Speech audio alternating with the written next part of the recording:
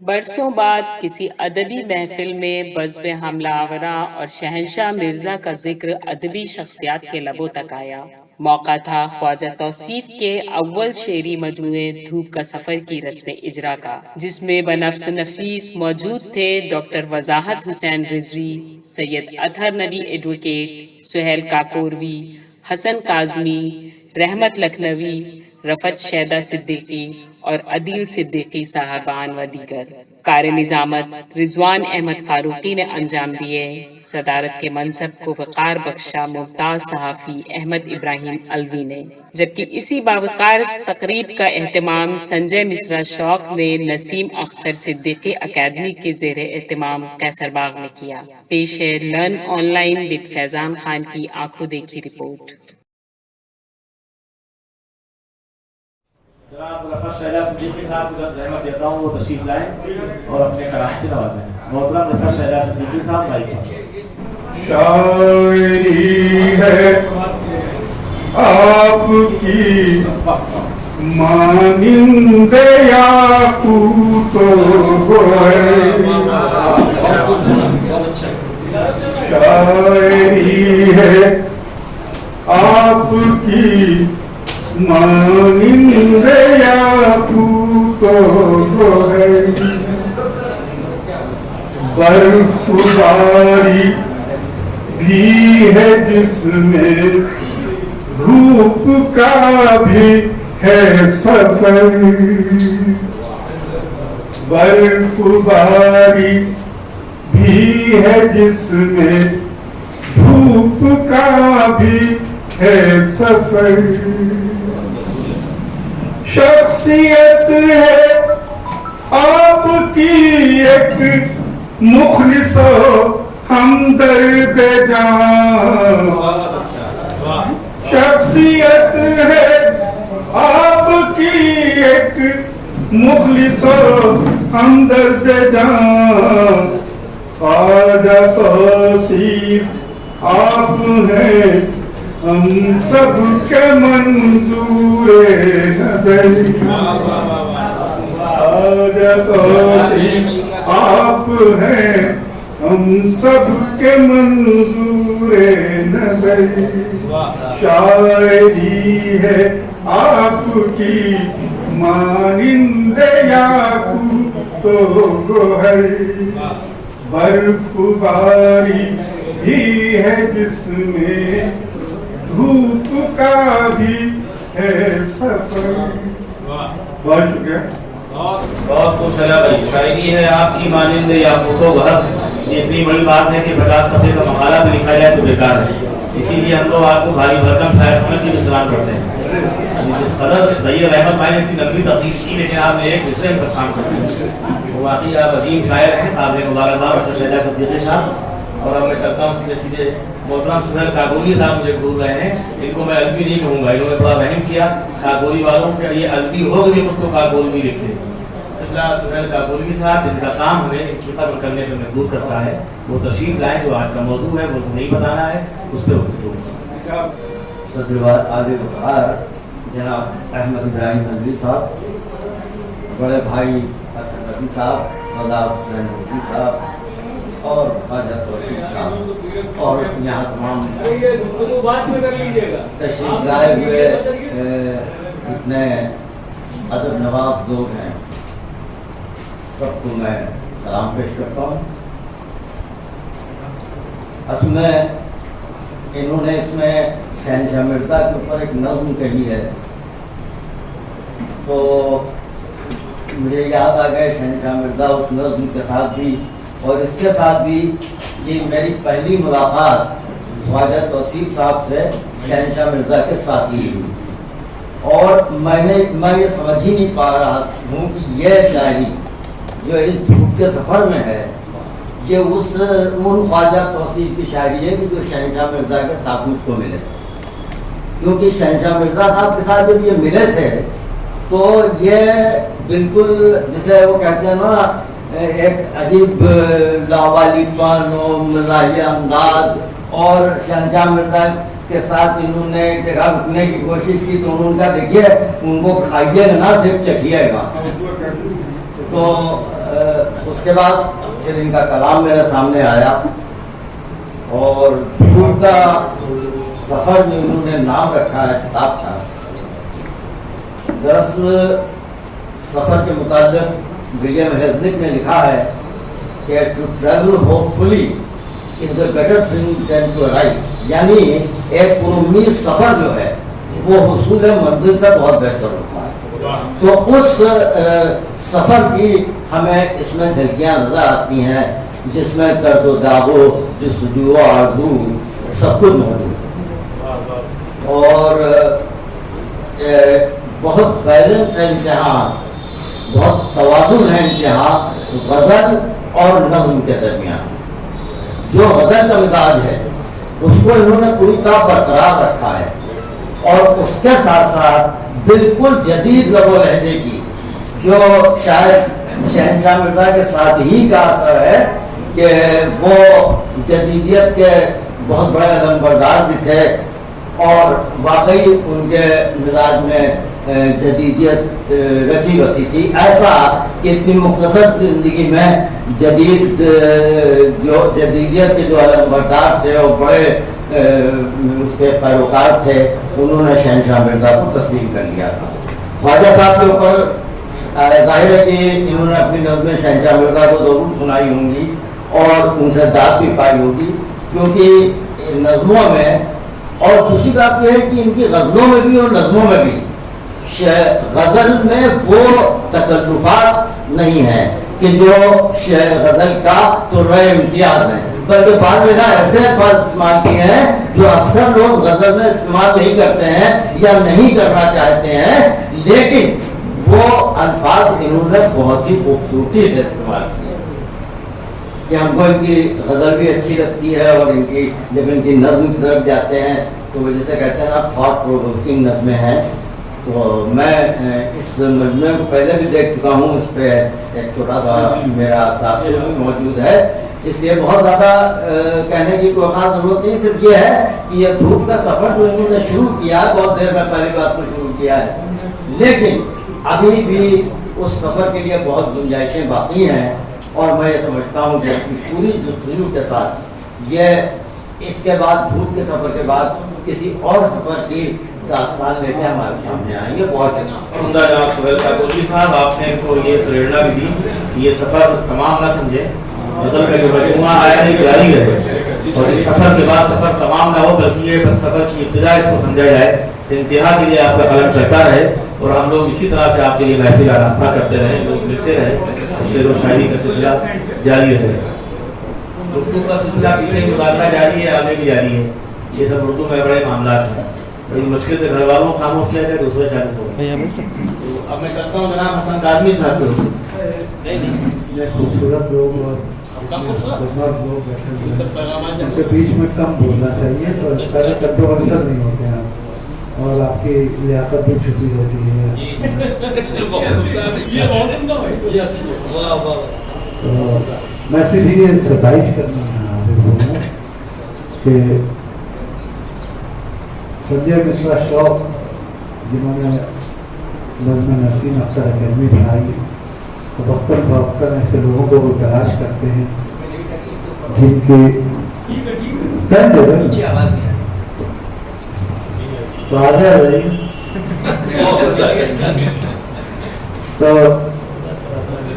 इतने अच्छे काम कर रहे हैं जिसके लिए उनको मुबारकबाद देना चाहिए और वक्तन फवक्तन ये ऐसे लोगों को तलाश करते हैं जिनकी खामोश हैं या जो मंजराम पर नहीं आ रहे हैं, उन लोगों को ही तलाश करके लाते हैं। मैं तकरीबन 40-42 बरस से लखनऊ में हूँ, लेकिन मेरी कम इल्मी कि मैं इनसे वाकिफ नहीं था और कोई उनका कलाम भी मंजराम पर हमारी नज़र से नहीं गुजरा। तो ये बहुत बड़ा काम है, ये बहुत बड़ा कारनामा है जो रहती दुनिया तक इसका सवाब भी मिलता रहेगा। हम सफर तुम हो अगर तो रास्ता कुछ भी नहीं, हम सफर तुम हो अगर तो रास्ता कुछ भी नहीं, हम सफर तुम हो अगर तो रास्ता कुछ भी नहीं,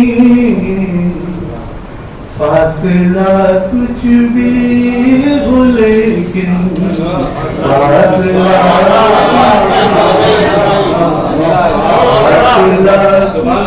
हम सफर तुम हो अगर तो रास्ता कुछ भी नहीं, फासला कुछ भी हो लेकिन फासला कुछ भी नहीं। कि मैंने माना ना भी एक हकीकत है मगर, मैंने माना ना भी एक हकीकत है मगर, सामने तुम हो अगर तो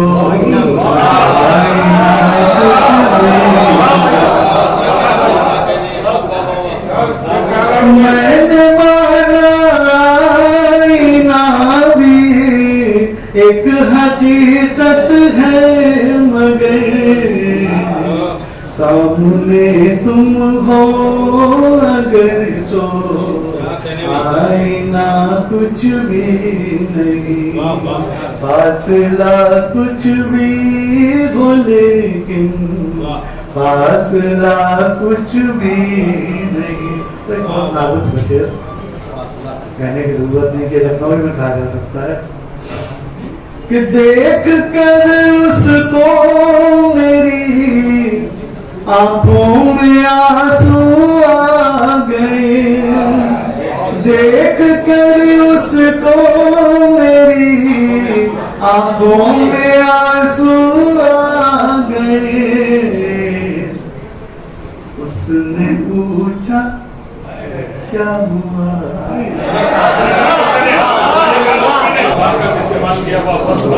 मैंने हसन आदमी साहब को रिवायत को तोड़ते हुए शेर के लिए इसलिए सहमत दी ताकि लोगों को मालूम हो जाए कि कम शायरी में भी काम हो सकता है।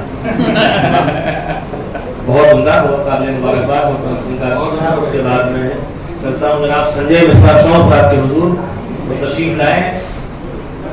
हमारा कन्वीनर जो होता है वो आखिर तक मसनून रहता है, ये बहुत संगीन मसला है। तो अब संजय मिश्रा शौक साहब को अब खैरात हो गए, देखिए आखिर तक शोरा के फोन आते रहते कि मैं आ सकता हूँ क्या। तो ये शायरी की बरकत है कि इसमें कभी बहुत ज़रा किसी को जहमत नहीं देना पड़ती, बल्कि हमारे यहाँ की शख्सियत अच्छी हो, ख्वाजा तौसीफ जैसी, तो लोग आ ही जाते हैं। आखिर तक लोग आते रहेंगे, सिर्फ आपको अपना सीना चौड़ा करना है, दिल बड़ा करना है, कैसे सुनना है। जनाब संजय मिश्रा शौक साहब भाई। जनाब सर मेहमान खुसूसी अकर मोदी साहब, सुहेल भाई, ख्वाजा साहब, हसन भाई और डॉक्टर साहब। ख्वाजा साहब के मजमून तो मैं किताब में लिख चुका हूँ, हंसती मुस्कुराती जिंदगी का शायर ख्वाजा तौसीफ। ख्वाजा तौसीफ से मेरी मुलाकात करीब 35 बरस पुरानी है। तो मैं ताज़ा जवान भी हुआ था और शेर भी कहना शुरू किया था। तो ख्वाजा साहब जो है बहुत अजीबोगरीब शख्सियत है। ख्वाजा साहब, इनको समझना बहुत आसान नहीं तो बहुत मुश्किल नहीं तो बहुत आसान भी नहीं। अगर आप दुखी हैं तो ये आपके दुख को तुरंत दूर कर देंगे, ऐसी ऐसी तरकीबें लगाएंगे कि आप बिल्कुल हंसने लगेंगे, और जब आप हंसने लगेंगे बिल्कुल खुशो खुर्रम हो जाएंगे तो आपको दुखी कर देंगे कुछ ऐसी बात बता के। यानी इनके यहाँ तजाद है। क्या कह रहे हो? इनके यहाँ जो है ये अजीबोगरीब आदमी है। उस जमाने में ये पीतल का पाइप पीते थे। अभी इनका जिक्र आया था शहंशाह मिर्जा का, एक बज़्म बनी थी लखनऊ में, लखनऊ के शातिर जो थे इनकी बज़्म थी बज़्म हमला आवरा, उसमें ये ख्वाजा साहब थे। जाहिर है कि ऐसी बज़्में जिनमें एंट्री लेना ही बहुत, तो बैठना ऐसे बड़े लोगों में, जैसे मेरे जमाने तक लखनऊ में बहुत बड़े बड़े लोग थे, उनके पास बैठ के ही इल्म मजलिस का जो दौर था उसमें आपको बहुत कुछ ऐसा हासिल हो जाता है जो जल्दी आपको हासिल नहीं हो सकता है। यानी 30-35 वर्ष जिसको हासिल करने में लग जाते हैं। Khwaja Sahab board of revenue में काम करते थे, तो मेरी मुलाकात कैसे हुई ये मुझे नहीं मालूम, लेकिन याद नहीं है मुझे। लेकिन ये है कि जब से मुलाकात हुई तब से आज तक ताल्लुकात वैसे ही है जैसे होना चाहिए। और ख्वाजा साहब जो है वो ड्रामे के आदमी है, बहुत बड़े ड्रामेबाज हैं, बहुत बड़े ड्रामेबाज हैं। किस वक्त ये क्या मूड आपका बदल दे कुछ ठिकाना नहीं इनका। अब अगर आप जो है आप इनके पास अगर कोई मुल्हिद टोली आ जाए तो ये बहुत दीनदार हो जाते हैं, और अगर दीनदार आ जाए तो ये मुल्हिद हो जाते हैं। आदमी तजब्बू पे पड़ जाता है कि आखिर ख्वाजा की क्या मामला है इनका। लेकिन ख्वाजा साहब का मामला ये है कि ये अपने अंदर जिसको हिंदी में कहते हैं चुंबकीय आकर्षण, मगनातीसी शख्सियत है। इनके साथ जो जुड़ जाता है तो एक जैसे एक बस है, बस का सफर है, तो इनकी दोस्ती की ऐसी बस है जिसमें उतरने का कोई दरवाजा ही नहीं है। वाह वाह वाह वाह, ये इस तरह के आदमी है। मैंने पढ़ा लिखा हुआ इसलिए नहीं बोला, लिखा हुआ तो सब लोग किताब में पढ़ ही लेंगे। ख्वाजा साहब जो है, ख्वाजा साहब की नज़में इंसान को अपनी तरफ खींचती हैं। जिंदगी के तमाम मुश्किलात को ख्वाजा साहब की नज़में, मौत का सफर भी है, जिंदगी की तमाम बातें हैं। मैंने आपको कहा है कि ये हंसती मुस्कुराती जिंदगी वाले हमेशा जो है ये उम्मीद से रहते हैं, कभी नाउमीदी इनके पास नहीं फटकती। अच्छा, ख्वाजा साहब शायर हैं, ये इनको खुद देर में पता चला, इसमें हमारा कोई कसूर नहीं है। इसलिए क्योंकि ये अपना उल्टा सीधा लिखते थे। एक बार ये हुआ कि इन्होंने कहा कि यार मेरे दोस्त की किताब छपवाना है। कोई इनके दोस्त हैं जिनकी जल्दी डेथ हो गई जिनकी, तो उनकी किताब ये छपवाना चाह रहे थे। तो वो दिखाई इन्होंने नज़में, जाहिर है कि उस दौर की गजलें हैं, पुराना जो रंग गजल का है तो वो उसी में गजलें थी। तो मैंने कहा ठीक है छप जाएगी। उसी दरमियान उन्होंने कहा कि ये भी कलाम देखो, ये कैसा है। मैंने कहा तो अच्छा है, इसको छपना चाहिए। तो वहां से अच्छा, ऐसा नहीं कि ख्वाजा साहब ने इश्क नहीं किया, ख्वाजा साहब की गजलों में इश्क बराबर हाँ मौजूद भी है। ख्वाजा साहब ने पतंगबाजी भी की है, तमाम इश्क की पतंगे इन्होंने लड़ाई, और जब पेट बैठ गए तो इन्होंने अपनी पतंग उतार के रख ली। ये अजीब इतना मामला है। लेकिन नज़मों में ये पूरी तरह खुल के आते हैं, क्योंकि नज़में जो है वो सब्जेक्टिव होती है, और उस सब्जेक्ट में अगर आपका चिंतन लेवल, आपका सोचने का जो स्तर है वो बहुत ऊंचा नहीं है तो आप उसमें लड़खड़ा जाएंगे, 4 कदम भी नहीं चल पाएंगे। इस मामले में मैं कह सकता हूँ कि ख्वाजा साहब की नज़में बहुत उम्दा है और इनको नज़में कहते रहना चाहिए। गजल को छोड़ देंगे, क्योंकि गजल जो है वो मक्खी पे मक्खी बिठाना, कोई भी मौजू करने वाला है तो मच्छिका स्थाने मच्छिका बिठा देता है। तो मेरा ये मानना है कि ख्वाजा साहब की अभी उम्र कोई बहुत ज्यादा नहीं हुई है। हमारे यहाँ लोग 5-5 हजार साल से जी रहे हैं, तो उस हिसाब से तो अभी सैकड़ा भी नहीं उन्होंने किया है। इनकी जो शायरी की उम्र है वो 20-22 साल से ज्यादा की नहीं है, लेकिन इनकी फिक्री उम्र ज्यादा है। तो मैं चाहता हूँ कि इनकी फिक्री उम्र से तमाम ऐसी रोशन नज़में निकले जो इनको भी रोशन करें, अदब को भी रोशन करें और इनके आसपास के माहौल को भी रोशन करें। खुदा हाफिज़। लर्न ऑनलाइन की जानिब से आपसे बस इतनी इल्तिजा है कि हमारे इस प्रोग्राम को लाइक, शेयर और सब्सक्राइब ज़रूर करें। साथ ही बेल आइकन दबाना ना भूलें, जिससे हमारी हर वीडियो आप तक अपलोड होने के साथ ही पहुंच सके। शुक्रिया।